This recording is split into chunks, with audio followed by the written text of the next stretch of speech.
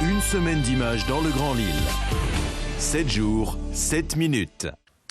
Bonjour à toutes et à tous et bienvenue sur Grand Lille TV. Aujourd'hui, en ce mercredi 6 juillet, toute l'actualité du jour dans votre métropole lilloise. Et on démarre tout de suite par les prévisions météo avec encore un temps sec mais partagé entre soleil, ciel bleu et nuages. Les températures, elles sont stables. 21 ou 22 degrés de prévu pour les maximales. C'est dans l'ensemble une belle journée qui s'annonce.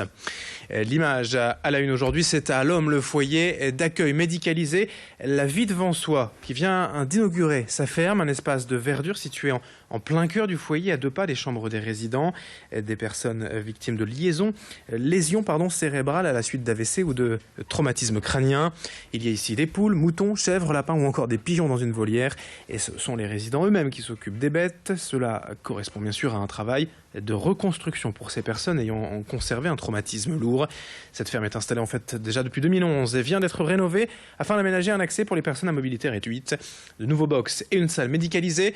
Présentation des lieux au micro d'Idil Gunaï. Ça leur permet effectivement de pouvoir se détendre, s'épanouir, de rentrer en relation avec l'animal, prendre effectivement de cette là, découvrir aussi la relation avec les animaux, redécouvrir aussi, reprendre confiance en eux, dans leur capacité à pouvoir mener une activité, à pouvoir prendre soin d'autres personnes, et plus particulièrement d'animaux, et notamment s'occuper de leur lieu de vie. Autre image aujourd'hui pour évoquer cette première dans la région, une initiative de l'UNADEV, l'Union nationale des aveugles et déficients visuels à Roubaix. Des cours de maquillage pour des femmes malvoyantes. Sonia et Clara sont socio-conseillers en images et depuis plusieurs semaines, elles viennent donc ici à Roubaix régulièrement prodiguer leur technique de maquillage adaptée aux malvoyantes. Chaque participante bénéficie en effet d'un kit complet de produits de beauté naturelle bio spécialement conçus pour elles. Et la mission de ces conseillères est d'expliquer aux femmes les bons gestes à reproduire pour se maquiller sans se blesser et pour qu'elles puissent retrouver une partie de leur féminité et un peu plus d'éclat sur leur visage. Explication au micro d'Alison Pelotier. On va leur montrer que tout est possible au jour d'aujourd'hui pour des personnes déficientes visuelles de pouvoir être autonomes au niveau du maquillage. Pour leur faciliter la tâche, on a par exemple des boîtiers en fait avec une bille qui va permettre de ressentir le produit et de savoir quel est le produit adapté. Du mascara transparent, où là on va pouvoir avec la gestuelle qu'on va leur apprendre appliquer le mascara sans avoir des traces et sans se blesser au niveau de l'œil. Et voilà, ce sont des produits naturels et très simples à appliquer. C'est ça, on amène donc l'utile à l'agréable en utilisant tous ces produits-là, tout simplement. On enchaîne avec le grand angle de la rédaction pour évoquer les difficultés économiques et administratives de certains commerçants face aux démarches parfois longues et complexes à réaliser, notamment pour les plus jeunes souhaitant s'installer et reprendre un commerce. Un reportage signé Louis Caillé.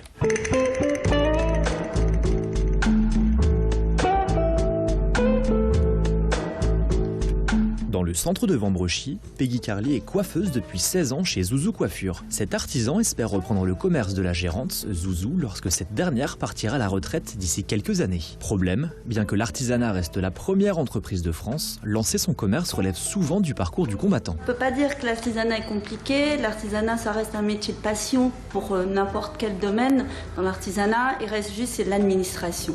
C'est beaucoup de papiers administratifs, beaucoup de démarches à faire pour pouvoir en fait juste reprendre une succession.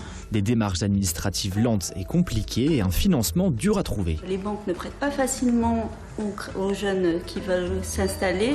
Moi, je ne fais plus vraiment partie catégorie jeune, mais bon. Mais ça serait vraiment, je pense, la barrière qui ferait, mais on fera notre possible pour pouvoir en fait trouver une solution. Si ça se fait, ça se fera vraiment progressivement.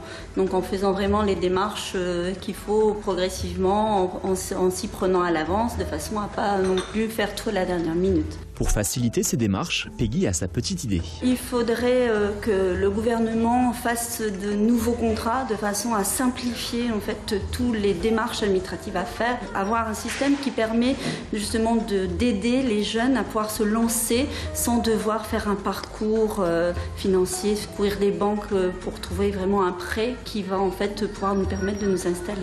J'ai bon espoir de pouvoir reprendre. Maintenant, on croise les doigts et on fera tout pour pouvoir le faire. Et je sais que de ce côté-là, Zouzou et son mari m'aideront et m'épauleront de façon à pouvoir accéder à mon projet. Un soutien non négligeable pour Peggy que beaucoup d'artisans aimeraient avoir.